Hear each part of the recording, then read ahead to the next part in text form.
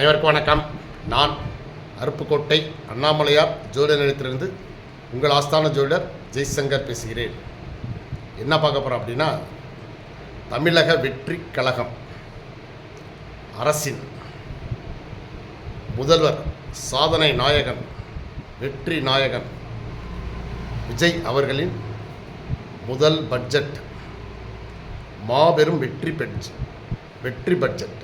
சரிங்களா? நேற்று தமிழகத்தின் பட்ஜெட் தாக்கல் செய்யப்பட்டது. நிதி அமைச்சர் மரிய வில்சன் தாக்கல் செய்தார். அதற்கு முன் இந்த பட்ஜெட் திருப்பதி கோவிலில் சுவாமி முன் படைக்கப்பட்டு பிறகு எடுத்து வரப்பட்டது. பட்ஜெட் தாக்கல் செய்வதற்கு ஒரு நாள் முன்பு அமைச்சர் புஷி ஆனந்த் அவர்கள் ஒரு விநாயகர் கோவிலுக்கு சென்று இறைவனை வணங்கி பட்ஜெட் நல்ல முறையில் எந்த பிரச்சனையும் இல்லாமல் தாக்கல் செய்யப்பட வேண்டும் என்று வேண்டுதல் வைத்துவிட்டு வந்தார். நேற்று வெற்றிகரமாக பட்ஜெட் தாக்கல் செய்யப்பட்டது. இன்று விவசாய பட்ஜெட் இன்று தாக்கல் செய்யப்பட்டது. விவசாய அமைச்சர் திரு வினோத் அவர்களால். ஓகேவா? ஆமாம். இன்றைக்கி பால்வளத்துறை அமைச்சர், அதே மாதிரி இவங்களுக்கு இன்னொரு அமைச்சர், 2 அமைச்சர்களுக்கும் இன்றைக்கி பிறந்தநாள். ஸோ அவங்களுக்கு பிறந்தநாள் வாழ்த்துக்கள். ஆனால் 2 பட்ஜெட்லேயுமே நம்ம பார்க்குற ஒரு முக்கியமான விஷயங்கள் இருக்குது. ஏன்னா 10.5 லட்சம் கோடி கடனை வச்சுட்டு போயிடுச்சு திராவிட முன்னேற்ற கழகம். தேவையில்லாத ஊதாரி செலவு அனைத்தையும் தமிழக மக்கள் தலையில் கட்டிட்டாங்க. எவ்வளவு பணம் லீக்கேஜ் ஆகிருக்கு பாருங்க. நம்ம பணம், ஒரு கப்பல், தமிழக அரசுன்னு ஒரு கப்பல், அதுக்கு கேப்டன் தான் முதல்வர். ஆனால் தன்னுடைய கப்பலில் எத்தனை ஓட்டம் விழுந்தாலும் பரவாயில்ல, நம்ம ஏசிக்குள்ளே சொகுசு வாழ்க்கை வாழணும், நம்ம பிள்ளைகள், நம்ம பேர பிள்ளைகள், ஒரு 50 தலைமுறைக்கு தேவையானதை இதை மட்டும் நமக்கு இருந்தால் போதும். கப்பலே மூழ்கினாலும் சேஃப்டி, அதை இவங்க ரெடி பண்ணி வச்சுருக்காங்க. அது மட்டும் இல்லை, அவங்க கீழே உள்ள அமைச்சர்கள், எம்எல்ஏக்கள், கட்சி நிர்வாகிகள், மாவட்ட செயலாளர்கள், இப்படி எல்லாருக்கும் அவங்கவுங்களுக்கு தகுந்த மாதிரி சேஃப்டி பண்ணுறாங்க திமுக. அவங்களுடைய வேலையே அவங்க எப்படி பயங்கரமான கட்டமைப்புங்க பாருங்கள். கட்சிக்காரர்களில், கிளை செயலாளர்களில் இருந்து ஒரு கவுன்சிலரை ஆகிட்டான்னா கூட அவன் பார்த்திங்கன்னா ஒரே வாரத்தில் புது கார் வாங்கிடுவான், வீடு வாசல் கட்டிடுவான். அந்த 5 வருஷத்துக்குள்ளே அவன் வீடு வாசல் கட்டிடுவான். கட்டலைன்னா அவன் திமுகவில் இருக்கிறதுக்கு லாய்க்கே இல்லை. மக்களுக்கு அவங்க சேவை செய்கிறாங்களோ இல்லையோ அது வேறு விஷயம்.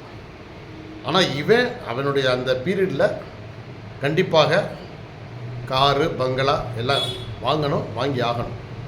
அப்போ தான் அவன் திமுகவில் இருக்கிறதுக்கே தகுதியானவன். ஊழல் பண்ணலைன்னா அவங்களுக்கு அந்த திமுகவில் இருக்கிறதுக்கு அவங்களுக்கு அர்த்தமே இல்லை. சரிங்களா? பாருங்கள், முன்னாள் முதல்வர் ஸ்டாலின், அவருடைய மகன் உதயநிதி ஸ்டாலின், அதுக்கப்புறம் அவங்க அமைச்சரவையில் இருந்த மொத்தம் ஒரு 30 பேருக்கு மேலே இருந்தாங்க. இருந்தாலும் ஒரு 16-17 அமைச்சர்கள் மேலே ஊழல் கேஸே இருக்கு, எல்லா விதமான கேஸ் இருக்கு. ஆனால் இவங்க பாருங்களேன், அதாவது இன்னும் இவ்வளவு, இப்போ முதல்வர்னு ஒரு பாப்புலரான மனிதன் வந்துட்டார். இனி அடுத்தடுத்து செல்வாக்கு அவருக்கு இருக்க போகுது. இனி அடுத்த ஆட்சி மாற்றத்துலேயும் அவர் தான் இப்போ நல்லது செஞ்சிட்டாருன்னா அவர் தான் அடுத்த ஆட்சி பிடிக்கக்கூடிய ஒரு வல்லமை இருக்குன்னு நல்லா தெரியுது. அப்படி இருந்தும் இப்போ ஏடிஎம்கே அசைஞ்சிருச்சு, ஏடிஎம்கே கலைஞ்சிருச்சு. இன்றைக்கி இவர் சொன்னது மாதிரி, சபாநாயகர் சொன்ன மாதிரி, ஏடிஎம்கேல அந்த கொரோனான்றதில் ஏடிஎம்கே சார்பில் இன்றைக்கி இருக்கக்கூடிய ஒரே ஒரு பழனிசாமி மட்டும்தான் இருக்காருட்டார். உண்மை நிலைமையும் அதுதான். கட்சி ஏடிஎம்கே கட்சி இல்லை. சும்மா பாவலா கட்டிகிட்டு இருக்காங்க. எல்லாருமே வெறுப்பில் இருக்காங்க எல்லாருமே. ஏன்னா அது புரட்சித் தலைவர் எம்ஜிஆர் அவர்களுடைய தொண்டர்கள், அவங்களால வளர்ந்த கட்சி. அப்படிங்கிறப்ப அந்த கட்சி வந்து ஒரு பெரிய நடிகர் பின்னாடி தான் போகும். இன்று வாழும் புரட்சித் தலைவராக திரு விஜய் அவர்கள் செயல்பட்டு கொண்டிருக்கிறார். அவர் எடுத்து வைக்கக்கூடிய ஒவ்வொரு அடியும் அப்படியே எம்ஜிஆரை தான் நினைவுபடுத்துது, அந்த பிரபலம். சரிங்களா? ஆனால் இவங்க பாருங்கள், திமுக மட்டும் அப்படியே கட்டுக்கோப்பாக இருக்குது பார்த்தீங்களா? இதுதான் அவங்க கட்டமைப்பு. என்ன அப்படின்னா, அதாவது வாழ்ந்தாலும் செத்தாலும் எல்லாம் ஒன்றாத்தாண்ட சாவோன்ற மாதிரி ஒருத்தன் கூட அதிலேருந்து இன்னும் அசைஞ்சு வரல, வெளியே வரல. அவங்க மேலே 1000 கேஸ் இருக்குது. ஆனால் மேடைக்கு மேடை பேசுகிறப்ப அப்படி வீராவேசமாக பேசுவாங்க. ரொம்ப என்னமோ அவ்வளோ ஒரு தைரியமாக பேசுவாங்க. ஆனால் ஒரு விசாரணைக்கு கைது கூட பண்ணலை, ஒரு விசாரணைக்கு வாயான்னு சொன்னால் வைத்த கலைக்கு கக்கூசில் போய் ஒளிஞ்சிக்கிறாங்க. எப்படி டிடிஆரை பார்த்து கருணாநிதி கக்கூசில் போய் ஒளிஞ்சாரோ அது மாதிரி போலீஸை பார்த்து உதயநிதி ஓடி போய் ஒளிகிறார். என்னையா காலையில் 8 மணிக்கு கக்கூசுக்கு போனவர் 11 மணி வரைக்கும் வெளியே வரலன்னா அப்புறம் என்னையா போலீஸுக்கு சந்தேகம் வராதா என்னையா பண்ணுறாங்கன்ட்டு பயந்து நடுங்கி 5 நடுங்கி வக்கீல் வரணுன்றாங்க. வக்கீல் ஏன் தைரியமாக பேச பண்ண வேண்டியதானே? நீ தான் தைரியமான ஆளாச்சே, நீ தான் மேடையில் அப்படி பேசுகிறேல்ல, ஏன் நேருக்கு நேர போலீஸ்கிட்ட பேச வேண்டியதானே? எல்லோரும் வரணுமா? வந்ததுக்கப்புறம் தான் இவர் கதை திறக்கிறார். சேகர் பாபு வரணுமா, ஒரு மச்சினை வந்து சபரீசன் வரணுமா, எல்லாம் வந்து வக்கீல்கள்லாம் வந்ததுக்கப்புறம் கதை திறக்கிறேன். நீ வந்து அப்புறம் எதுக்கு வெளியே பொது வெளி மேடையில் எதுக்கு அப்புறம் வந்து அந்த மாதிரி பேசணும்? தைரியம் இல்லைன்னா எதுக்கே நீங்கள் பேசுறது இப்படியே சொல்லுங்கள். அப்போ பாருங்கள், அவ்வளோ கட்டுக்கோப்பாக வச்சுருக்காங்க எல்லாம். அந்த அமைச்சர்கள் எல்லாருமே இன்னமும் எவ்வளோ கேஸ் இருந்தாலும் சரி, கட்சி நம்மளை காப்பாற்றோம் அந்த தைரியத்தில் இருக்காங்க. ஏன்னா 5 வருடமாக 5 வருடம் இல்லை 50 வருஷமாக ஆட்சியில் இருந்த திராவிட கட்சிகள் செய்யாத பல நல்ல விஷயங்களை இன்றைக்கி சிஎம் விஜய் அவர்கள் செய்து கொண்டிருக்கிறார். அப்போ உடனே இப்போ இவர் 1,00,000 கோடி கடன் இப்போ வாங்குறாங்க. ஆனால் இவர் அடைப்பார் என்ற தைரியம் நமக்கு இருக்குது. சரிங்களா? 2 வருடம் ஆகும்னு சொல்லியிருக்கார் நிதித்துறை செயலாளர். என்ன சொல்லியிருக்காரு? படிப்படியாகத்தான் கடனை அடைக்க முடியும். இப்போது எத்தனை வருஷம் ஆனாலும் இன்னும் வந்து இந்த நிலைமையிலே போயிட்டு இருந்தால் இன்னும் 50 வருஷம் ஆனாலும் நம்ம வந்து கடன் அடைக்க முடியாது அப்படின்றாங்க. ஆனால் அவர் தவறான கருத்தை பதிவு செய்திருக்கிறார். இந்த இடத்துல அவர் என்ன சொல்லணும்? சிஎம் விஜய் அவர்களுடைய சாதனை, இந்த அவர் ஆட்சியை விட்டு இந்த 5 ஆண்டுகளிலேயே கடனை அடைக்கக்கூடிய வல்லமை சிஎம் அவர்களுக்கு இருக்குது. ஏன் அப்படின்னா ஒவ்வொரு ஓட்டையாக சரி பண்ணிகிட்டே வர்றார். பார்ட்டி ஃபண்டு என்ற விதத்தில் கான்ட்ராக்டர்கிட்டருந்து கக்கூஸ் ஊழல்லிருந்து டாஸ்மாக் ஊழல்லிருந்து எல்லாமே வந்து கொஞ்சம் கொஞ்சமாக அடைபட்டு கொண்டே இருக்கிறது. ஆனால் இந்த இது பத்தாது, இந்த செயல்பாடுகள் பத்தாது. ஏன் அப்படின்னா ஒரு சாதாரண மேடை பேச்சுக்கு நீங்கள் வந்து உதயநிதி எப்படி கைது செய்யலாம் அப்படின்னு குந்தளிக்கிறாங்க. ஆனால் இவர் விஜய் அவர்கள் பண்ணியது ஒரு நல்ல முடிவு. என்னென்னா, விஜயை நீங்கள் வந்து நேர்காணல் எவ்வளோ வேணாலும் தாக்கலாம். இந்த இப்போ ஏற்கனவே சொல்லியிருக்கீங்க, ஓடுகாலி முதல்வர்னு சொன்னீங்க. கரூர் சம்பவத்தை நடக்கவுமே பயந்துக்கிட்டு போலீஸ் நடவடிக்கை பயந்துட்டு நீங்கள் ஓடுனீங்க, அதனால் ஓடுகாலி முதல்வர்னு சொன்னீங்க. அதுக்கு கூட அவர் பெருசாக நினைக்கல. ஆனால் ஒரு பெண்ணை பற்றி தவறாக நீங்கள் இன்றைக்கி பேசிட்டீங்க அப்படின்னா, இதை கண்டிக்கவில்லை என்றால் இதுக்கு வந்து உங்களை கைது செய்யலைன்னா இந்த பேச்சு திமுகவின் அனைத்து மேடைகள்லையும் அந்த பெண்ணை பற்றி மிக கேவலமாக பேசுவாங்க. இப்போ உன்னையவே பிடிச்சி உள்ளே போட்டாங்க, உள்ளே போடலை, ஆனால் விசாரணை கூட்டு போயிட்டாங்க. இங்கே இருந்து நான் 300-400 கிலோமீட்டருக்கு உங்களை வந்து சென்னையிலேருந்து வேகாத வெயிலில் கூட்டு போனாங்க. ஏன்னா போயிட்டு வரவும் ஒரு பயம் திமுக பேச்சாளர்களுக்கு கண்டிப்பாக இருக்கும். ஏன்னா எங்கே இனிமேல் நம்மளை பேசுனாலும் அங்கே உள்ள போலீஸை அரெஸ்ட் பண்ணிடுவாங்களோன்னு பயம். இனி இந்த அனிதா ராசன மாதிரி மண்டையாக பேசுகிறவங்க கொஞ்சம் அடக்கி வச்சுப்பாங்க. சரிங்களா? இல்லைன்னு விட்டால் மிக கேவலமாக பேசுவாங்க. சரிங்களா? அதுக்கு தான் இவங்க எப்படின்னா நேரடியாக பேசுறது இல்லை, கைக்கூலி ஒருத்தங்களை வச்சுருக்காங்க.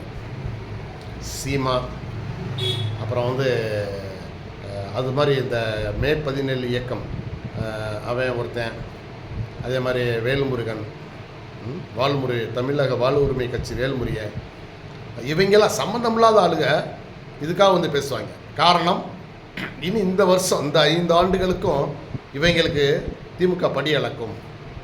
திமுக பேச வேண்டிய பேச்சை பொது வெளியில் இவங்க பேசுவாங்க. எதிர்ப்பார் பயங்கரமாக. சீமான் வந்து அப்படியே மேடையில் வந்து நிற்கவும் மைக்கை பார்க்கவும் அவருக்கு அப்படியே மேடையில் அப்படியே நடிப்பார். ஒவ்வொரு மேடையிலும் ஒவ்வொரு பேச்சு பேசுகிறேன்.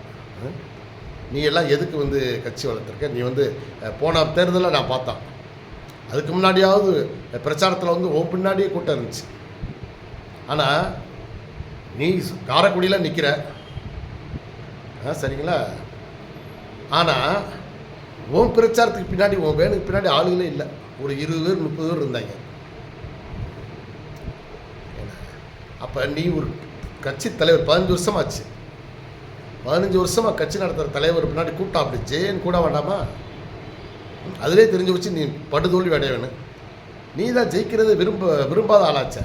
சும்மா இருக்கக்கூடிய அந்த இளைஞர்களை ஏமாற்றிக்கிட்டு பாவம். உண்மையிலேயே சீமாங்கட்சியில் இளைஞர்கள்லாம் பாவங்க. அவன் சம்பாதிக்கிறான் கோடி கோடியாக. வெளிநாட்டு காசை வந்து ஏமாற்றி போடுங்கிறான். இங்கிட்ட திமுகட்ட இருந்து காசு, ஏன்னா அவங்களே ஏற்று பேசுவேன். ஆளுங்கட்சியாக இருந்தாலும் அவங்கள ஏற்று பேசுவேன். ஏன்னா அந்த ஓட்டு பிரியக்கூடாது, அந்த எதிர்ப்போட்டுகள் வந்து பிரிஞ்சிடக்கூடாதுன்ட்டு. இப்போ விஜயை வந்து ஏற்று பேசுகிறதுக்குன்னு வந்திருக்கேன். இதை விஜய் ரசிகர்கள் விடக்கூடாது, ரசிகைகள் மெயினாக விடக்கூடாது. அவன் ஒரு மீட்டிங்கில் வந்து அப்படி பேசுகிறான்னா பயங்கரமான கண்டனங்களை தெரிவிக்க வேண்டும். உண்மையிலேயே நான் என்ன சொல்கிறேன்னா, திரு இளைய தளபதி விஜய் அவர்கள் சொல்கிறேன், நீங்கள் அண்ணா திராவிட முன்னேற்றக் கழகம், திராவிட முன்னேற்றக் கழகம் மாதிரி சீமானை வளர்த்து விடாதீர்கள்.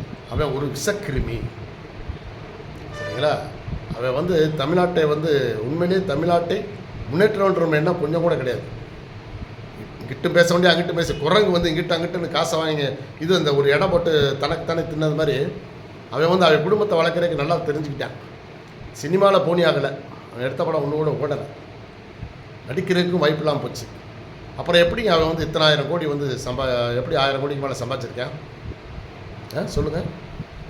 திமுகட்ட இருந்து 100 கோடி 50 கோடின்னு வாங்கிக்கிட்டே இருக்கான் அவன், இந்த சாட்டை முருகன் வைங்களாம், சரிங்களா? அப்போ இதெல்லாம் தமிழகத்தை விட்டு ஒடுக்கப்பட வேண்டியவை. ஒதுக்கப்பட வேண்டியது மட்டும் இல்லை, ஒடுக்கப்படணும். இப்படி ஆளை போய் பொது மேடையிலலாம் பேச விட்டுட்டு கூடாது.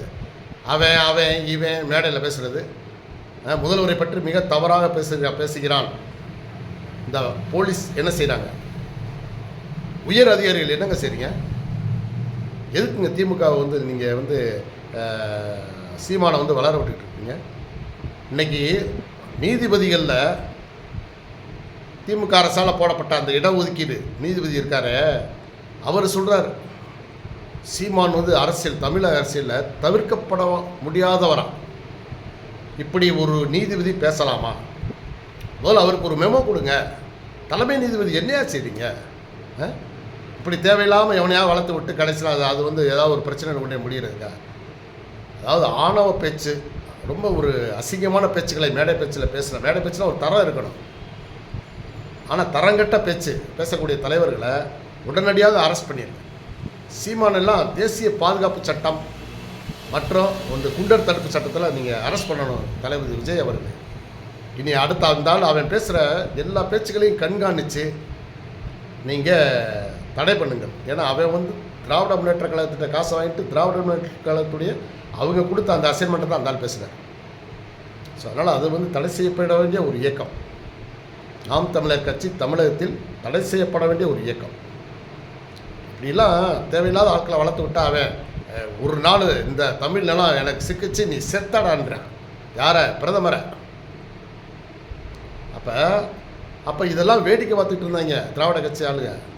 ஆஹா நம்ம பேசுகிறலாம் அந்த ஆள் பேசுகிறான்ட்டு அவனுக்கு ஆஹா இந்த அப்படியா 10 கோடி இப்படி, இந்த 5 கோடி இப்படின்னு காசை கொடுத்து அவன் சினிமாவில் லாய்க்கில் ஒரு 1 கோடி ரூபா கூட வாங்க தகுதி இல்லாதவன். ஆனால் அவனுக்கு இன்றைக்கி 1000 கோடிக்கு மேலே சொத்து இருக்குன்னு சொல்கிறாங்க. அன்றைக்கி என்னடானா மேடையில் நான் வந்து ஹெலிகாப்டர் கூட வாங்குவேன், சொந்தமாக ஹெலிகாப்டர் வாங்க போகிறேன்றேன். அப்போ இப்படி பைத்தியக்காரனெல்லாம் வச்சுக்கிட்டு இனி ஒரு தடவை சீமான் வந்து தளபதி விஜய் அவர்களை தவறாக பேசினால் தாவைக்கா தொண்டர்கள் சும்மா இருக்கக்கூடாதுங்க. அவன் போகிற இடத்துல கல்லை விட்டு எறிங்க. புதுசாக இப்போ கார் வாங்கியிருக்கானா, கல்லை விட்டு எரிஞ்சு காரை உடங்கே பார்ப்பான். எதுக்கு தவறாக எதுக்கு முதல்வர், அதாவது ஒரு முதல்வரை பற்றி தரமாக பேசணும். இன்னும் இவன் வீட்டு வேலைக்கார மாதிரி அவன் இவன் அப்படின்னு பேசுகிறேன் ரொம்ப பொது வழியில். ஸோ ஒரு மரியாதையோடு பேச கற்றுக்கொள்ள வேண்டும். அப்படி இல்லைன்னா கற்றுக் கொடுக்கணும், சரிங்களா? அதே போல் முதல்வர் விஜய் அவர்களுக்கு சொல்வது என்ன அப்படின்னா, நல்லா போய்கிட்டு இருக்கு. ஆனால் உங்களுக்கு சில குறிப்பிட்ட காலங்களில் நிறைய பிரச்சனைகள் வர்றதுக்கான வாய்ப்புகள் இருக்குது அரசியல் ரீதியாக. ஆனால் அதெல்லாம் தாண்டி போயிருவீங்க. உங்களுக்கு குறுபலம் இருக்குது, யானை பலம் இருக்குது. இருந்தாலும் சில காலத்தில் அந்த பலம் கொஞ்சம் நாள் வேலை செய்யாமல் இருக்கும். அந்த மாதிரி சமயத்தில் இந்த மாதிரி சில கிரிட்டிக்கலான இதுகள் இருக்கும். அப்போ நீங்கள் என்ன செய்யணும், உங்களுக்கு எதிராக நடைபெறக்கூடிய சதி அனைத்தையும் நிறைய உளவாளிகளை வச்சுக்கோங்க. உங்களுடைய அமைச்சரவையெல்லாம் சுத்தப்படுத்து. அதில் சில ஊழல்வாதிகள் இருக்கிறார்கள், நல்லவர்களும் இருக்காங்க, நிறைய பேர் இருக்காங்க. நிறைய ஆய்வுகள் பண்ணிக்கிட்டே இருக்கும். திடீர்னு விசிட் பண்ணி அரசு அதிகாரிகளை பயமுறுத்திக்கிட்டே இருக்கும். ஏன்னா அவங்க தான் ஊழலின் ஆரம்பம் வந்து அரசு அதிகாரிகள் தான். அப்போ திடீர்னு போனோம்யா கல்லூரி அந்த ஆஸ்பத்திரி பக்கத்தில் என்ன இது வருதோ, திடீர்னு அந்த போக்குவரத்து அந்த பணிமனை கூட அப்படியான்னு சொல்லுங்கள். கணக்கை பாருங்கள், பூரா ஃப்ராடு, எல்லாம் ஃப்ராடு தான் இருக்குது. ஸோ அதனால் அந்த மாதிரி ஆய்வுகளை நிறைய இந்த அமைச்சர்கள் எம்எல்ஏக்கள் அவங்களுக்கு எல்லாருக்கும் நல்ல அதிகாரம் இருக்குது. தாவேக்கா எம்எல்ஏக்கள் நிறைய 100 பேருக்கு மேலே இருக்கீங்க. நீங்கள் நினைத்தால் நிறைய மாற்றங்களை கொண்டு வர முடியும். நிறைய மாற்றங்கள் நிகழ்ந்து கொண்டு இருக்கிறது. இன்றைக்கி அரசு அலுவலகங்களில் மக்களுக்கு கொஞ்சம் மரியாதை கிடைக்குது, நல்ல மரியாதை வந்து கொண்டிருக்கிறது. மக்கள்தான் ஜனநாயகத்தின் எஜமானர்கள் என்பதை மறக்கடித்து வச்சுருந்தாங்க இந்த திராவிட கட்சிகள். பட் ஆனால் இப்போ கொஞ்சம் விழிப்படைகிறாங்க. நான் என்ன சொல்கிறேன், ஒருவர் நல்லது செய்யக்கூடியவங்களுக்கு இவ்வளோ இடைஞ்சல் பண்ணுறீங்களாடா, கொஞ்சமாவது நீங்கள் 50 வருஷம் ஆண்டிங்க, நீ கெட்டின பாலம் ஏதாவது நிற்குதாயா? திராவிட கட்சியில் கட்டினது எந்த அணைக்கட்டு நிற்குது? இல்லை எந்த காமராஜர் மாதிரி உறுதியாக அணைக்கட்டு கட்டியிருக்கியா, உறுதியான ரோடு போட்டிருக்கியா? எங்கள் ஊரில் காமராஜர் காலத்தில் போட்ட ரோடு அந்த தேரடி வீதியில் போட்டிருக்காங்க. அதை இத்தனைக்கும் அளவு வந்து இவ்வளோ தாங்க இருக்கும், இப்படி தான் இருக்குது மொத்த கணமே. ஆனால் அதை உடைக்க முடியல. ஜேசிபி வச்சு இவங்க வந்து இந்த ஊழல் கட்சிகள் அந்த ரோடை உடைச்சி புதுசாக ரோடு போட போகிறோம்ட்டு போட்டு 3 ஜேசிபி அதோடைய இதே போயிடுச்சு. அவ்வளோ ஒரு வலுவாக இருக்குது. அப்போ அப்படிப்பட்ட முதல்வர் எங்கே? நீ தமிழ்நாடை பூரா சுரண்டி பூரா வெளிநாடுகளில் பூரா முதலீடை கொண்டு வச்சு என்னையா செய்ய போறீங்க? அப்படியே உங்களுக்கு ஆசை வருது? அப்படியே ஏன் நீங்கள் மட்டும்தான் வாழணுமா? இங்கே மக்கள் வாழ வேண்டாமா? எத்தனையோ நல்ல தலைவர் இருந்தாங்கன்னா அவங்க குடும்பத்தை விட பொதுமக்கள் குடும்பம் அவ்வளோ செழிப்பாக இருக்குது. எத்தனையோ வெளிநாடுகளில் பார்க்குறோம். அப்போ வெளிநாடுகள் எத்தனை இடம் புரியும், கொஞ்சமாவது அறிவு வேணாமா? ஆக இந்த நாட்டில் அந்த நாட்டிலையும் வந்து தலைவர்கள் இருக்காங்கல்ல, அந்த நாட்டு மக்களை அவங்க எப்படி வச்சுருக்காங்க? அப்போ இதையெல்லாம் நீங்கள் வந்து சரி செய்ய வேண்டியது விஜய் அவர்கள் தான் பண்ணணும். மாற்றத்தை ஏற்படுத்தக்கூடியவர் இவர் தாங்க. ஆனால் இவரையே ஊழலில் சிக்க வைப்பதற்கு ரொம்ப ட்ரை பண்ணுவாங்க கூட இருக்கிறவங்கள வச்சே. ஏன்னா சில புல்லுருவிகள் இருக்காங்க, அமைச்சர்கள் இருக்காங்க, அமைதியாக இருக்கான். அவன் வந்து பார்த்தாலே தெரியுது ஒரு புல்லுருவி இருக்கான், ரொம்ப அமைதியாக இருப்பேன். அப்படியே பவ்யமாக முதலமர பாட்டு அப்படின்றான், அப்புறம் இப்படின்றான். அவன் வந்து கூட தான் இருக்கான். என்ன எதிராக சாக்கு என்னைக்குனாலும் முதல்வர் நம்ம ஒலிக்கு வருவாருன்றதில் அமைதியாக இருப்பாங்க. ஆனால் முதல்வர் விஜய் அவர்கள் அதாவது ஊழலில் சமரசம் செய்து கொள்ளவே கூடாது. இதில் நான் மத்திய அரசை ரொம்ப குறை சொல்லுவேன் இந்த விஷயத்தில். ஏன்னா அவங்களுக்கு வந்து வெளிநாட்டில் போய் புகழ் பெறணும், பாராட்டு வாங்கணும், அது வேறு விஷயம். ஆனால் நாட்டின் பாதுகாப்பு விஷயத்தில் அவங்க வந்து கரெக்டாக இருக்காங்க. அதாவது நம்ம இந்திய நாட்டின் பாதுகாப்பு விஷயம், காஷ்மீர் விவகாரம், எத்தனையோ விஷயங்களில் ரொம்ப நல்லது பண்ணியிருக்காங்க. ஆனால் இந்த நம்ம நாட்டிலே இருந்துக்கிட்டு ஊழல் பண்ணவங்கள ஒரு மயிரை கூட பிடுங்கலைங்க அவங்க. எல்லார் மேலேயும் கேஸ் இருக்குது, எல்லார் மேலேயும் கேஸ் இருக்குது. எல்லா மாநிலத்திலையும் ஆண்ட அந்த வேறு வேறு கட்சிகள், அதாவது பிஜேபி இல்லாமல் வேறு வேறு கட்சிகள் நிறைய ஊழல் பண்ணி வச்சுருக்காங்க. ஆனால் அதை கொஞ்சம் கூட ஒரு ஆக்ஷன் எடுக்கல. அதேபோல் நிறைய நிதி நிறுவனங்கள் நடத்தி எத்தனை ஊழல் வந்துச்சு. மம்தா பானர்ஜி ஆட்சியில் சாரதா சிட் ஃபண்ட் ஊழல் வந்துச்சு. அப்புறம் பேல்ஸ் கம்பெனி 50,000 கோடி ஊழல், 20 வருஷத்துக்கு முன்னாடி 50,000 கோடி ஊழல்னாங்க. அது மாதிரி நிறைய நிதி நிறுவனங்கள், பரிவார், அது மாதிரி அந்தந்த ஏரியாக்களில் இருக்கக்கூடிய ஜனப்பிரியா, நிறைய நிறுவனங்கள், அப்படி எத்தனையோ சொல்லிட்டே போகலாம், எல்லாமே கேஸில் நிற்கிதுன்னாங்க. ஏன்னா நியோமேக்ஸ் நிற்குது, கிரீன் வெல்த் போச்சு. இந்த விவகாரங்களை, இந்த நிதி விவகாரங்களை கவனிக்கிற அமைச்சர் நிர்மலா சீதாராமன் என்னங்க செய்யுது அந்த அம்மா?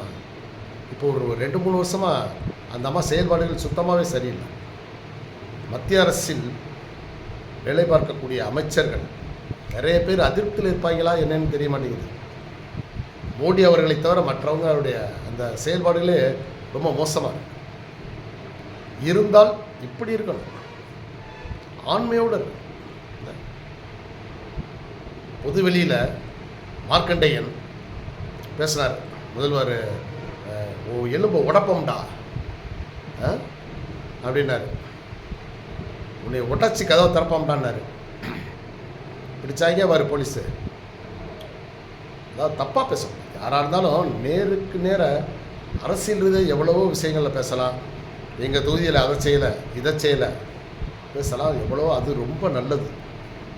எங்கள் ஏரியாவில் கண்மாய், குளம், அந்த ஆறுகள், வாய்க்கால்கள் தூர்வாரப்படவே இல்லை, தாராளமாக சொல்லலாம். அதை சொன்னேன்னா நீ மனுஷன், சரி நீ மக்களுக்காக நீ போராடுறேன்னு சொல்லலாம். முதலமைச்சர் எலும்பை உடைப்பேன்னு சொன்னால் முதல்ல உடைக்க வேண்டிய யார் எலும்புனா இவனைத்தான். ஆனால் இவங்களுக்கு எல்லாம் ஒரு தைரியம் என்னென்னா, இன்றைக்கி வக்கீலாக இருந்து நீதிபதிகளாக ஆனவங்க பூராமே திமுகவில் போட்ட ஆளுங்க தான். அப்போ அவங்க எப்படிங்க தண்டனை கொடுப்பாங்க? ஒரு நிமிஷமாவது அவங்கள ஜெயிலில் போய் இருக்க விடுவாங்களா? இவன் எவ்வளவு தப்பு பண்ணியிருக்காங்க, எவ்வளோ ஊழல் பண்ணியிருக்காங்க, ஆனால் எவ்வளோ ராஜா மாதிரி சுற்றிக்கிட்டு இருக்காங்க பார்த்தீங்களா? இதையெல்லாம் அந்த நடுநிலையாக இருக்கக்கூடியவங்க நிறைய பேர் வாயை பொத்திக்கிட்டு இருக்கிறனால தான் இந்த மாதிரிலாம் இவங்க தைரியமாக இருக்கிற காரணம். மக்கள் கொந்தளிக்கணும், போராட்டம் பண்ணணும். அதாவது ஊழல்வாதிகளை எதிர்த்து போராடணும். கல்லை விட்டு அடிக்கணும், 10 பேர் சேர்ந்து கல்லை விட்டு அடிக்கணும். அவங்க எங்கிட்ட நட முடியாத ஒரு நிலைமை வரணும். அப்போனா தான் பயம் இருக்கும். இப்போ ஆள்றவங்களுக்கு அப்போ தான் பயம் இருக்கும். இல்லைன்னா இதுக்கு முன்னாடி நாங்கள் 50 வருஷமாக நாங்கள் பார்த்துட்டோம். இவன் வந்தால் அவன் கொள்ளையடி என்ன, அவன் கொள்ளையடிச்ச பூரா கண்டுக்கிட மாட்டாங்க. அதே மாதிரி அதே போல் இவங்க ஆச்சு, இவங்க இறங்கிட்டாங்க, அவங்க ஜெயிச்சிட்டாங்கன்னா இவங்க கொள்ளையடிச்சாலும் அவங்க கண்டுக்கிட மாட்டாங்க. இதே பார்த்து வெறுத்து போயிடுச்சு. இப்போ ஒரு நல்ல அரசுங்கிறது கடன் இல்லாத அரசாக இருக்கணும். அதாவது உபரி பட்ஜெட் போடணும். உத்தரப்பிரதேச மாநிலம் எவ்வளவு பெரிய மாநிலம். இப்போ யோகிஜி ஆண்டிருக்காரு, இப்போ 10 ஆண்டுகள் ஆண்டுகிட்டு இருக்காரு. இன்னும் அடுத்த தடவை வந்தாலும் அவர் 3வது தடவை அடிப்பார். ஆனால் இந்த 10 ஆண்டுகளில் அது எவ்வளோ பெரிய மாநிலம், எவ்வளோ பெரிய கடனாக இருந்த மாநிலம் காங்கிரஸ். இவர் முலாயம் சிங் யாதவ் ஆட்சியில் எவ்வளோ கடனான இருந்த மாநிலம். ஆனால் இவர் வந்ததுக்கப்புறம் முலாயம் சிங் அப்புறம் அகிலேஷ் யாதவ் ஒரு 5 வருஷம் இருந்தார். அவர் பீரியடில் தான் அதிகமான கடன். இப்போ எப்படி 50 வருஷமாக நம்ம தமிழ்நாடு வாங்கியிருந்த கடன் 4.5 லட்சம் கோடினாங்க. திமுக இவர் மு.க. ஸ்டாலின் திறமை இல்லாத ஆள் உட்காந்து கடைசியில் அதிகாரிகள் சொல்கிற மட்டும் கேட்டுக்கிட்டு அவங்க கை நீட்டினதெல்லாம் கையெழுத்த போட்டுட்டு பூரா கடனாளி ஆகிட்டாங்க. நம்ம யார்? அவங்க ஆகலை, நம்மளாக்கிட்டாங்க. ஏன்னா 10.5 லட்சம் கோடிக்கு மேலே கொண்டு வந்துட்டாங்க. அதே மாதிரி உத்தரப்பிரதேசத்தில் அத்தனை வருஷம் ஆண்ட கட்சிகள் வாங்கின கடனை விட அகிலேஷ் யாதவ் பீரியடில் அதிகமான கடன். இதையெல்லாம் அடைச்சி இன்னைக்கு ஒரு 3 வருடங்களாக உத்தரப்பிரதேச மாநிலம் வளர்ச்சி அடைந்த மாநிலமாகி எல்லா தொழிற்சாலைகளும் அந்த மாநிலத்தை நோக்கி போயிடுச்சு. இல்லைன்னா மும்பையை மட்டும்தான் சொல்லுவாங்க. முன்னாடி வந்து இந்தியாவிலேயே மகாராஷ்டிரா மட்டும்தான் தொழில் தொடங்குவதற்கு ஏற்ற முதல் மாநிலமாக இருந்துச்சு. ஆனால் இன்றைக்கி உத்தரப்பிரதேசம் தான் அந்த இடத்த பிடிச்சிக்கிடுச்சு. இளைஞர்களுக்கு அவ்வளோ வேலை வாய்ப்பு கொடுக்குறாங்க. உபரி பட்ஜெட் போட்டாருங்க அவர் இப்போ 3 வருஷமாக. அப்போது உபரி பட்ஜெட் அப்படின்னா நிறைய இளைஞர்களுக்கு அது தெரிய மாட்டேங்குது. அதாவது கடன் இல்லாத மாநிலம், அந்த மக்களுக்கு கடனே இல்லை. உபரி பட்ஜெட், வரியே இல்லை.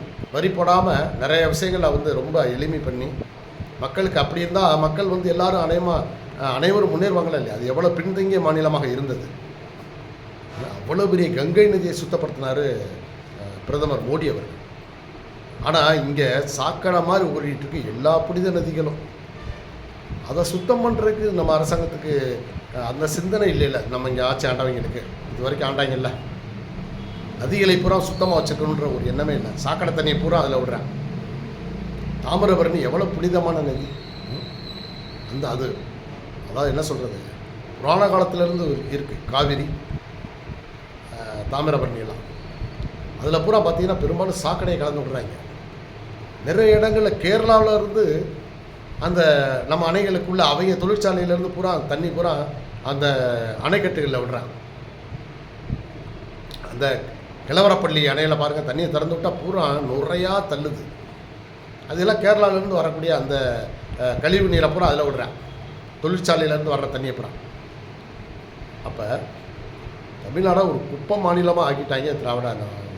மருத்துவ கழிவு கொண்டாந்து கொட்டுறதுக்கு தமிழ்நாடு, தொழிற்சாலை கழிவுகளை கொண்டு விடுறது தமிழ்நாடு, அணைக்கட்டுகள். இதுக்கான காமராஜர் உங்களுக்கு அணைக்கட்டு கட்டி விட்டார். நீங்கள் தான் ஒன்றும் கட்டலை. ஒரு கட்டுறதுக்கு ஒரு வக்கு தகுதி இல்லை. ஒரு பாலம் ஒரு மலைக்கு நிற்க மாட்டேங்குது. 16 கோடி ரூபா அந்த எங்கள் ரூபா பூரா போயிடுச்சு. ஐயா, நீங்கள் வந்து பேப்பரில் பார்க்குறீங்கன்னா பொதுமக்கள் அவர்களே, என்ன சொல்கிறேன்னா, நீங்கள் வந்து கொந்தளிக்காத வரைக்கும் அரசுகள் இப்படி தான் இருப்பாங்க.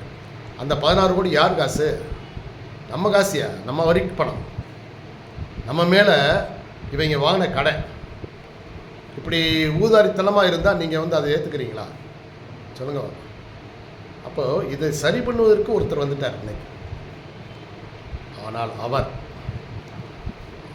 மத ரீதியாகவும் மொழி ரீதியாகவும் மக்களை பிரிக்காமல் எல்லாரும் ஒன்று தான். தமிழ்நாட்டில் இருக்கிற அனைத்து மக்கள் ஒன்று தான், சரிங்களா? அப்போ ஒருத்தன் பார்த்திங்கன்னா இவங்க அரசியல் பூரா தமிழ்தாய் இவங்க ஊழலெல்லாம் மறைச்சிக்கிடுவாங்க. ஏன்னா அது தெரியாமல் இருக்கிறதுக்கு தமிழ்தாய் வாழ்த்தை ஏன் 3வது பாடுறீங்கன்னா விளங்காதவங்க, அதாவது புரியாதவங்க. நம்ம இருக்கிறது இந்தியா என்ற ஒரு பெரிய நாடு. முதலில் இந்தியா, 2வது வந்தே மாதரம் பாடல் பாடப்படணும்னு கண்டிப்பான்ட்டாங்க. அது ஏன் அப்படின்னா அவங்க அந்த நேரத்தில் இருந்த அந்த சுதந்திர போராட்ட தியாகிகளுடைய தியாகத்தை மதிப்பதற்காக அந்த வந்தே மாதர பாடல். அன்னைக்கு இந்திய மக்கள் அனைவரையும் ஒன்று சேர்த்து இந்த வந்தே மாதர பாடல், சுதந்திர விடுதலைக்காக இந்த பாடல், மக்கள் எழுச்சியை ஏற்படுத்துறதுக்காக இந்த பாடல். அந்த காலத்தில் எல்லாம் இந்த பாட்டை தான் பாடிட்டு அப்படியே ஒரு சுதந்திர போராட்ட அந்த இதை போராட்டம் பண்ணியிருக்காங்க. அதனால் அந்த பாடல் மதிக்கப்பட வேண்டும்ங்கிறக்காக அதை கட்டாயமாக்கிட்டாங்க. 3வது அந்தந்த மாநிலம். நம்ம வந்து ஒரு மாநிலம்யா, நீ நம்ம பெரிய நாட்டுக்கு முதலமைச்சர் இல்லை. இது தமிழ்நாடு என்பது ஒரு மாநிலம், தமிழகம் ஒரு மாநிலம். அப்போ மாநில மொழி 3வது. இந்த விஷயத்தில் போயிட்டு அது இவர் விஜய்க்கு எல்லாமே தெரியும் என்ன. அதனால் உன்னுடைய பாச்சா வேலை படிக்காது இவர்கிட்ட. நீ வந்து உடனே தமிழ்தாய் வாழ்த்தை ஏன் பாடலை? இந்த கம்யூனிஸ்ட்காரங்களுக்கு வேறு வேலை இல்லையா? ஒன்று தெரிஞ்சுக்குங்க, தமிழ்நாடாக இருக்கட்டும், எந்த மாநிலமாக இருக்கட்டும், இந்தியாவாக இருக்கட்டும், எந்த வெளிநாடாக இருக்கட்டும், உலக நாடுகளில் காடுகளாக இருக்கட்டும், கம்பெனிகளாக இருக்கட்டும், கடைகளாக இருக்கட்டும், தீப்பிடிக்குது அப்படின்னா அதுக்கு மின்சார கசிவு காரணம் அல்ல, சீனாக்காரங்க தான் காரணம். சீனாக்காரங்களுடைய கைக்கூலி எல்லா நாடுகளிலும் இருக்காங்க இல்லையா, அவங்க தான் அப்படி நோகாமல் பற்ற வச்சுட்டு போயிடுவாங்க. அவனுக்கு வந்து சீனாக்காரனுக்கு உலகத்தில் நம்ம மட்டும்தான் வாழணும், அனைத்து நாடுகளும் மண்ணோட மண்ணாக போகணும்னு நினைக்கிறேன். அதனால் அமெரிக்காவிலேயே நெருப்பு பற்ற வச்சுட்டு காட்டில் இல்லையா மின்கசிவாக இருக்கு சொல்லு. அப்போ எல்லா நாடுகளையுமே சீனாட்டிலேருந்து வாங்கி திங்கிற கைக்கூலிகள் இருக்காங்க. அவங்க தான் தீயணைப்பு நான் என்ன சொல்கிறேன்னா, நீங்கள் வந்து எங்கேனாலும் தீ பிடிச்சிச்சுன்னா நீங்கள் நல்ல முறையில் அந்த ஏரியாவில் உள்ள கம்யூனிஸ்ட் கட்சிக்காரங்களை விசாரிக்கணும். கண்டிப்பாக வந்து அதில் வந்து ஏதாவது கண்டிப்பாக அதில் காரணம் இருக்கும். சீனாக்காரனுடைய தூண்டுதலில் தான் இன்றைக்கி நிறைய நாடுகள் எரிஞ்சிக்கிட்டு இருப்பாங்க. சரிங்களா? அதனால் அதெல்லாம் அந்த நாட்டுக்காரங்க என்ன தான் உளவுத்துறை என்ன தான் செய்கிறாங்க? என்ன ஒரு சின்ன விஷயத்தை கூட வந்து கண்டுபிடிக்காமல் இருந்தால் அப்போ வந்து அப்புறம் அப்படித்தான் இருக்கும். ஸோ அதனால் இது காரணமாக இருக்கும், இது ஒரு காரணமாக இருக்கும். ஸோ அதனால் அந்த விதத்திலும் போலீஸ் அவங்க விசாரணை நடத்தணும். ஒருத்தனுக்கு பிடிச்சிட்டிங்கன்னு வச்சுக்கோங்க, அப்புறம் ஊரில் நாட்டில் நடக்கிற பூராமே அவங்க தான்ங்கிறத கண்டுபிடிச்சிருவீங்க. ஆனால் இவங்க வந்து பார்த்திங்கன்னா நாட்டில் கம்பெனிகளை பூரா ஓய்க்கிறது அவங்க தான். இன்றைக்கி விஜய் கூட கூட்டணி போட்டிருக்காங்க. கம்யூனிஸ்ட்காரங்களை எப்போயுமே நம்ப முடியாது. ஆனால் அவங்களும் பார்த்திங்கன்னா தூண்டி விடுறாங்க. மொழி பிரச்சனை, திமுகவுக்கு மொழி பிரச்சனை. ஏன்னா இவங்க ஊழலை மறைக்கிறதுக்கு மொழி பிரச்சனை, ஹிந்தி மொழி பிரச்சனை. ஹிந்தி என்னையா பண்ணுச்சு? அது நம்ம நாட்டு மொழியா? ஆங்கிலம்ங்கிற வெளிநாட்டுக்காரங்க மொழி. நம்ம முதல்ல ஹிந்தியை தான் கற்றுக்கணும். சரிங்களா? இந்தியா ஃபுல்லாக வந்து போய்க்கலாம். அங்கேருந்து வந்து எவ்வளோ அழகாக தமிழ் பேசுகிறாங்க. தமிழ் கற்றுக்கிட்டு இங்கே வந்து எல்லோரும் இங்கே சம்பாரிச்சு அங்கே அனுப்புகிறாங்க. அது மாதிரி நம்ம பிள்ளைகள் வந்து நாளைக்கு நல்லா ஹிந்தி கற்றுக்கிட்டாங்கன்னா அந்த நாட்டில் போய் அந்த மாநிலத்தில் போய் சம்பாரிச்சு இங்கே அனுப்புவான்ல. ஸோ நம்ம பிள்ளைகளை இங்கிட்ட எங்கிட்ட விடாமல் இவங்களுக்கு ஜால்ரா போடுற வைக்கிறதே இவங்களுக்கு வேலையாகிடுச்சு. ஸோ அதனால் இந்த மொழி பிரச்சனைக்கு முக்கியத்துவம் கொடுக்காதீர்கள் திரு விஜய் அவர்களே. மத பிரச்சனைக்கு வேண்டாம். ஏன்னா எல்லா மதத்தோரும் ஒன்று தான். இங்கே இப்போ பொறுத்தளவு மத பிரச்சனைகள்லாம் ஒன்றும் வேலையே இல்லை. ஆனால் இவங்க இருந்த வரைக்கும் நீ முஸ்லீமு, நீ கிறிஸ்டின், நீ முஸ்லீமு, நீ கிறிஸ்டின் அப்படின்னு அந்த பிஜேபி வந்து அவங்கள அழிச்சிருவாங்க. இன்னைக்கு பிஜேபி 15 வருஷமாக இருக்காங்க. எங்கேயாவது கலவரம் நடக்குதா? இப்போ நடந்த இந்த கரப்பாம்பூச்சி போராட்டம் கூட காங்கிரஸ் தூண்டுதலில் தான் நடந்திருக்கு. சில வெளிநாட்டு சதிகள் மூலமாக தான் நடந்திருக்கு. நம்ம நாட்டு இங்கே பிறந்து வளர்ந்தவங்க எந்த கலவரத்தில் ஈடுபட மாட்டாங்க. ஸோ அது எந்த ஜாதியாக இருந்தாலும் சரி, எந்த மதமாக இருந்தாலும் சரி. ஸோ அதனால் மத பிரச்சனைக்கு முக்கியத்துவம் தராதீர்கள். இப்போ இந்துக்கள் பெரும்பான்மையாக இருக்கோம், சிறுபான்மையினர்னு நம்ம வந்து கிறிஸ்தவங்களையும் முஸ்லீம்களையும் சொல்லிட்டோம். அப்போ அவங்களுக்கு என்ன சலுகை கொடுக்குறீங்களோ அதே போல் பெரும்பான்மையான இந்துக்களுக்கும் கொடுங்க. நீங்கள் பெரும்பான்மை இந்துக்களுக்கு வசதியானவங்க எந்த ஜாதியாக இருந்தாலும் அதை ஒரு கணக்கெடுத்து அவங்களுக்கு கொடுக்காதீங்க. ஏழை மக்கள் நிறைய இருக்காங்க. உயர்ந்த ஜாதி தாழ்ந்த ஜாதிலாம் ஒன்றும் இல்லைங்க. பணக்கார ஏழைன்னு இருக்குது, அது அழகாக கண்டுபிடிச்சிடலாம் யாரனாலும். அவன் வீடை பார்த்தாலே தெரிஞ்சிடும். இப்போ அன்னைக்கு பாருங்கள் பேப்பரில் வந்த நியூஸ், அதாவது நீதிபதிகளுடைய பிள்ளைகள் ஐஏஎஸ், ஐபிஎஸ், கலெக்டர் இவங்க பிள்ளைகளுக்கு எதுக்குங்க இடஒதுக்கீடு கொடுக்குறீங்கன்னு கேட்டாங்க ஒரு நீதிபதி. இதை எல்லாரும் இந்த விஷயம் வந்து எல்லாருக்கும் போய் சேரணுங்க, கண்டுக்கிடாமல் இருக்கக்கூடாது. பொது நலவாதிகள்னு நீங்கள்லாம் என்னடா செய்கிறீங்க? இன்றைக்கி சமூக வலைத்தளம் வந்துருச்சு, நிறைய பேசுங்கப்பா இதை பற்றி. இடஒதுக்கீடு எதுக்கு? அதுவும் அந்த வசதியானவங்க வீட்டு பிள்ளைகளுக்கு வந்து அது ஜாதியின் அடிப்படையில் எதுக்கு இடஒதுக்கீடு கொடுக்குறேன்ற ஒரு தடவை அல்லது 2 தடவை அரசு வேலை வந்துட்டால் அது எந்த ஜாதியாக இருந்தாலும் சரி அவனை வந்து இடஒதுக்கீட்டிலேருந்து தூக்கிடுங்க. ஐஏஎஸ், ஐபிஎஸ் பிள்ளைகள் ஆனதுக்கப்புறமும் அவங்களுக்கெல்லாம் எதுக்குங்க இடஒதுக்கீடு கொடுக்குறீங்கன்னு கேட்குறாங்க. டாக்டர், இன்ஜினியர், ஐஏஎஸ், ஐபிஎஸ், நீதிபதிகள் இவங்க வீட்டு பிள்ளைகளுக்கெல்லாம் எதுக்கு இடஒதுக்கீடுன்னு கேட்குறாங்க, ஒரு நீதிபதியை கேட்குறாங்க. அப்போ இதை அனைத்து மக்களிடம் கொண்டு சென்று இது அரசின் காதில் விழணும். ஸோ இதுக்கு ஒரு திட்டத்தை நீங்கள் ரெடி பண்ணுங்கள். பணக்காரன் ஏழை அது ஓகே, பணக்காரன் ஆகிட்டியா அப்புறம் எதுக்கு அவனுக்கு இடஒதுக்கீடு எவ்வளோ சலுகை? அது பாவம் இல்லாதவங்க, வாய்ப்பு இல்லாதவங்களுக்கு கிடைக்கட்டுமே, அதை செய்ய வேண்டும். சரிங்களா? ஸோ அது மாதிரி இந்து மக்கள் பெரும்பான்மையாக இருக்காங்க. அவங்க விஷயத்தில், மத விஷயத்தில் தலையிடலாம். எப்படி நீங்கள் முஸ்லீம் விஷயத்திலோ கிறிஸ்டின் விஷயத்தில் தலையிடாமல் இருக்கீங்களோ அதே போல் இந்துக்கள் விஷயத்தில் தலையிடலாம். 3 மக்களுக்கும் ஏதாவது ஒரு பிரச்சனைகள் வரக்கூடிய ஒரு விஷயமாக இருந்தால் திராவிட கட்சிகள் அது ஊதி பெருசாகிடுவாங்க. ஆனால் விஜய் அவர்கள் கண்டுக்கிடவே முடியாது. கோர்ட்டு என்ன சொல்லிச்சோ அதை அப்படியே அமல்படுத்திடுது. இப்போ திருப்பரங்குன்றம் தீபத்தூணில் தான் ஏற்றணுன்ட்டாங்க. சுப்ரீம் கோர்ட்டே சொல்லிடுச்சு. இனி அதில் பேச்சு இருக்கான இல்லை. ஆனால் உங்களை தவறாக வழிநடத்த கம்யூனிஸ்ட்டு, காங்கிரஸு, திமுக, மதிமுக, அப்புறம் இந்த மாதிரி உதிரி கட்சிகள், அன்புமணி, இவங்கெல்லாம் வந்து இது பண்ணுவாங்க. நீங்கள் சொல்ல வேண்டிய ஒரே ஒரு வரி தான், ஐயா கோர்ட்டு விஷயத்தில் நாங்கள் தலையிட மாட்டோம். சுப்ரீம் கோர்ட் என்ன சொல்லிடுச்சோ அதான். ஸோ தீபத்தூணில் இந்த ஆண்டு நாங்கள் கார்த்திகை தீபம் ஏற்றுவோம். அது எங்கள் முடிவு இல்லையா, கோர்ட்டு முடிவு. அவ்வளோ. அதில் யாரும் தலையிடக்கூடாதுன்னு ஒரு வரி ஓங்கி அடிச்சிருங்க. அதான் நிர்மல்குமார் தான் ஸ்ட்ராங்காக பேசுவார்ல, அதிலெல்லாம் நாங்கள் தலையிட மாட்டோங்க, அது கோர்ட்டு தீர்ப்பு, அவ்வளோ. ஒரே வரி முடிஞ்சிருச்சு. நீங்கள் ஏதாவது ஒரு லேசாக இடம் கொடுத்தீங்கன்னா இவங்க ஊதி ஊதி ஊதி பெருசாக்கிடுவாங்க, சண்டை வர வச்சுருவாங்க, மதக்கலவரம். ஸோ அதனால் அந்த இதை வந்து வேண்டாம், கோர்ட்டு தீர்ப்பே முடிவு. ஏன் சொல்கிறேன் அப்படின்னா, திருப்பரங்குன்றம் முருகன் கோவில், முருகன் தமிழ் கடவுள். இன்றைக்கி 8 கோடி பேர் தமிழ்நாட்டில் இருக்கோம் அப்படின்னா அதில் வந்து சிறுபான்மையினர் அவங்க, அப்புறம் வந்து சுவாமி மேலே நம்பிக்கை இல்லாத ஆட்கள், கடவுள் நம்பிக்கை இல்லாத ஆட்கள் எல்லாம் சேர்த்து ஒரு 2 கோடியை விட்டுருங்க. குறைந்தபட்சம் 6 கோடி பேர் இருக்காங்கன்னு வைங்களேன். அதில் 5 கோடி பேர் முருகன் பக்தர்கள். முருகர் பக்தர்கள் நல்லா கணக்கு வச்சு 5 கோடி பேர் முருக பக்தர்கள் இருக்காங்க.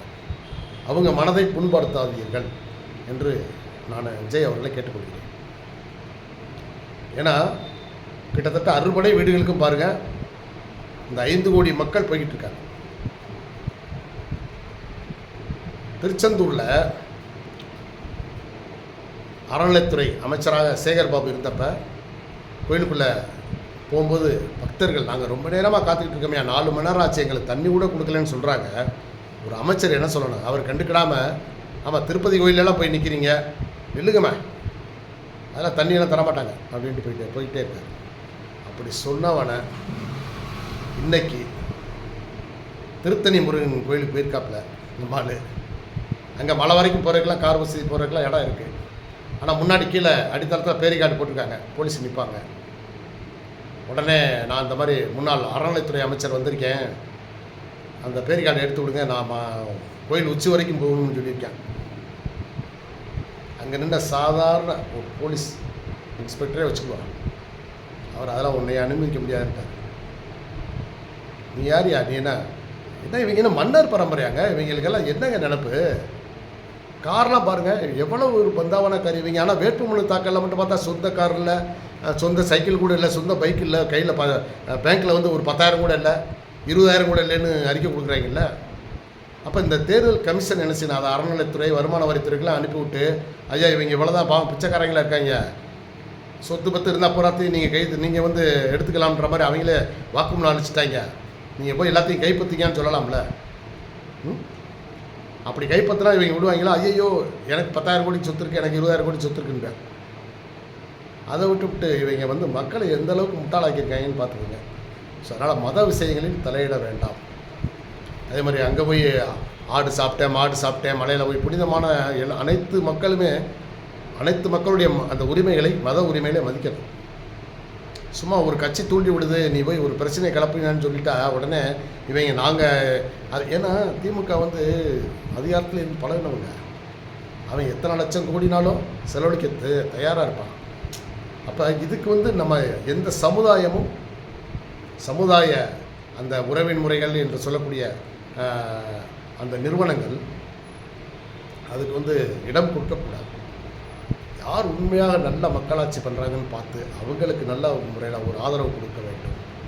ஸோ அதனால் பட்ஜெட்டில் இன்றைக்கி அறநிலைத்துறை அமைச்சர் நல்ல ஒரு இது பண்ணியிருக்காங்க. போன இதில் வந்து அறநிலைத்துறைக்கு சில நல்ல காரியங்கள் மரிய வில்சன் வந்து பண்ணியிருக்காரு. ஸோ அது பாராட்டப்பட வேண்டிய ஒன்று. அதே போல் இன்று வேளாண் பட்ஜெட்டில் அமைச்சர் வினோத் அவர்கள்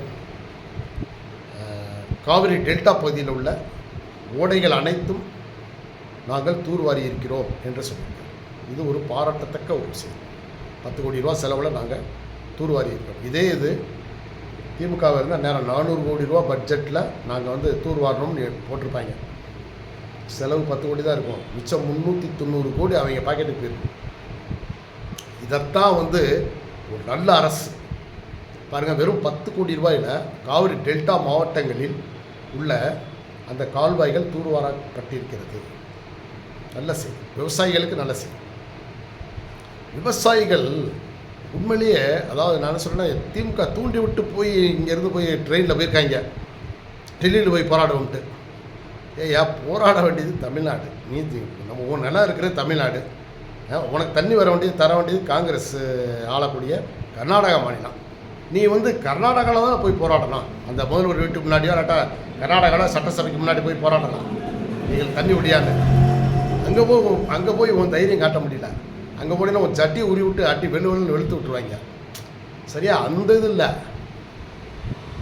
நேராக டெல்லிக்கு போய் போராடணும். எதுக்கு டெல்லிக்கும் உனக்கு என்ன சம்மந்தம்? தமிழ்நாட்டுக்கும், அதாவது தமிழ்நாடு ஒரு மாநிலம், உனக்கு தண்ணி தர வேண்டியது கேரளா. இது கேரளாவும் அவங்களும் பிரச்சனை பண்ணுவாங்க, கர்நாடகாவும் பிரச்சனை தான். அப்போ நீ பிரச்சனை பண்ணக்கூடிய மாநிலத்தில் தானே போய் போராடணும். அங்கே போய் அந்த முதல்வர் வீட்டு முன்னாடி போராடுறான். முதல்வர்னு ஒருத்தர் இருக்கார், நீர்வளத்துறைன்னு ஒன்று இருக்குது, சட்டசபைன்னு ஒன்று இருக்குல்ல, அங்கே போய் போராட விட்டுட்டு அங்கே போனால் நல்லா குண்டியில் அடித்து ரயிலை விட்டு இறக்கி விட்டாங்க. இதுக்கு யார் பணம் கொடுத்துருப்பா? கேட்கவே வேண்டியதில்லை, திராவிட கட்சி தான் பணம் கொடுத்துருக்கு. நீ போய் அங்கே போய் பிரச்சனை பண்ணு. இவங்களுக்கு பிரச்சனையை உருவாக்குறதே வேலைங்க. இதை மக்கள் நன்றாக புரிந்து கொள்ள வேண்டும். ஏதாவது ஒரு பிரச்சனை வருதுன்னா காரணம் பின்னாடி வந்து திராவிட கட்சி இருக்குது. அவங்க நேரடியாக பண்ண மாட்டாங்க. சீமா இந்த மாதிரி சில எடுபடிகள் கைக்கூலிகள் இருக்காங்க, அவங்களத்தான் தூண்டி விடுவாங்க. கம்யூனிஸ்ட் கட்சிக்கார இவங்க தான் வந்து பேட்டி கொடுக்குறாங்க. என்ன திருமாவளவன் பேட்டி கொடுக்குறாருன்னா அப்போ வந்து திராவிட கட்சி பேட்டி கொடுத்துருச்சு. ஸோ அதனால் அப்படி ஒரு இது பண்ணாங்கன்னா தாவைக்கா தொண்டர்கள், பெண்கள், குறிப்பாக பெண்கள் போட்டு கிளின்னு சமூக வலைத்தளத்தில் நார் அடிச்சிருக்கேன். அப்போ பயப்படுவாங்க, ஓரளவுக்கு பயம் இருக்கும். நன்றாக ஆட்சி செய்யக்கூடிய முதல்வர் அவர்களுக்கு நாம் பலமாக பக்கபலமாக இருக்க வேண்டும். ஏன்னா ஆட்சி நல்லா போயிட்டு, இப்போ நம்ம பார்த்தாச்சு. இப்போ வந்து நம்ம வந்து கட்சிக்காரரோ இதோ கிடையாது, ஆனால் பொதுவான ஆள் பொதுவான பார்வையில் பார்க்குறப்ப எங்களுக்கு மற்ற கட்சிகள் பண்ண தவறுகள் தெரியுது, இவங்க பண்ணுற சில நல்ல விஷயங்கள் தெரியுது. இவங்க ஆட்சிலையும் இன்னும் நிறைய பண்ண வேண்டியது எவ்வளவோ இருக்குது, படிப்படியாக பண்ணிட்டு வராங்க. ஆனால் நல்லது பண்ணுறாங்களா என்பதை முதல்வர் விஜய் அவர்கள், அவங்க தான் பாவம், அவர் ரொம்ப கண்ணுங்கருத்தமாக இருக்கணும். இல்லைன்னா கூட இருக்கிறவங்க அமைச்சர்களை காலவாரி விட்டுருவாங்க. ஏன்னா 100 கோடி 200 கோடிங்கிறதெல்லாம் சர்வசாதாரணமாக திராவிட கட்சிகள் கொடுத்துரும் உங்கள் அமைச்சர்களுக்கு. இவங்க வந்து பணத்துக்கு வாயை பழந்துட்டாங்க அப்படின்னா சரி, உங்கள் வேலை முடிஞ்சிச்சு. ஸோ அதனால் நீங்கள் உங்கள் அமைச்சர்களையும் நன்றாக கண்காணிக்க வேண்டும், உயர் அதிகாரிகளை பூரா கண்காணிங்க. ஏன்னா அவங்க இன்னும் திமுக அந்த திராவிட கட்சி மாயையிலேருந்து இன்னும் வெளியே வரல. அவங்க கொடுக்குற எந்த ரிப்போர்ட்டையும் நீங்கள் ஏற்றுக்கிடாதீங்க. உயர் அதிகாரிகள் கொடுக்குற எல்லாமே ஃப்ராட் ரிப்போர்ட் தான் கொடுப்பாங்க. ஏன்னா நீங்கள் போய் பார்க்க போகிறீங்களான்னு அவங்களுக்கு ஒரு சந்தேகம் இருக்கும். ஆனால் நீங்கள் ஒரு நிஜமான ஹீரோங்கிறத காமிச்சிங்க. எப்படின்னா போய் மெட்ரோ ட்ரெயின் வேலை பார்க்குறதில்ல, அவங்க கொடுத்த ரிப்போர்ட்டும் வேலை நடந்திருக்காங்கிற போய் பார்க்க போயிட்டீங்க. இதே போல் ஒவ்வொரு அமைச்சரும் ஒவ்வொரு எம்எல்ஏக்களும் அந்தந்த ஏரியாவில் அவங்கவுங்க கொடுக்குற அந்த இதை உயர் அதிகாரிகளை தட்டி கேளுங்க, நல்லா கேளுங்க. சூப்பராக இருக்குது. அன்றைக்கெல்லாம் ஒரு எம்எல்ஏ ஒரு வேற வாங்கிட்டார், ஒரு உயர் அதிகாரியாக. மகிழ்ச்சியாக இருக்குது. ஏன்னா நீங்கள் பொய்யான ரிப்போர்ட் கொடுத்து பழக்கப்பட்டாங்க, அவர்கிட்ட பொய் சொல்லிட்டாங்க. அந்த எம்எல்ஏ கண்டுபிடிச்சிட்டார், எல்லாம் சொலாசன் வளைச்சிட்டாரு. அடுத்த தடவை இப்படி நடந்துச்சு உன் வேலை போயிருக்கான்ட்டார். அப்படியே செய்ய சிறப்பாக இருக்கும் ஆட்சி. அதனால் இந்த பட்ஜெட் பரவாயில்ல, நீ போக போக நல்ல ஒரு சிறப்பான ஒரு இதாக கொண்டாடுவீங்க. உங்கள் இந்த 5 ஆண்டு முடிவதற்குள் நீங்கள் உபரி பட்ஜெட் போட வேண்டும் என்று கேட்டுக்கொள்கிறேன். நன்றி, வணக்கம்.